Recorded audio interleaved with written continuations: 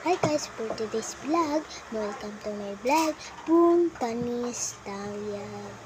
So, ito po yung aking bags. Ayan po, karami po ng aking bag. Kasi po, favorite ko po kasi yung aking karaming bag eh. Ito po, first, science po.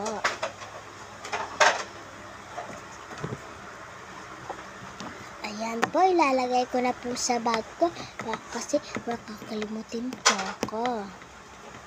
Ayan po, ito naman po ang pag-aaralan namin.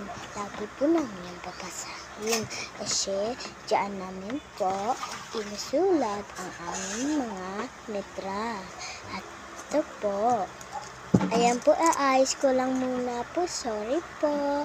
Ayan po, ang ating pag-aaral. Ito po yung aming mga ginagamit sa school, yung summer.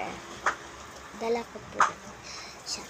Saka ito po ang itong favorite ko pong subject. So, ayan po. Papakita ko po sa inyo yung loob. Ayan. Ayan po ang aking math. Favorite na favorite ko yun. Tapos ito po yung aking English. Medyo mahirap pero kahit ako po guys. Kasi favorite ko rin yan. Yung teacher namin sa English, si Ma'am Flores. Teacher rin namin na yun. Ay, advisor namin. Tapos ito po ang panghuli yung ano po, assignment po namin. Ito po ito po yung Filipino. Ayan po. Ayan po yung Pilipino ko. Ito naman po ang GMRC. Ayan po, dito ko lang po. GMRC nga po pala. Ayan po.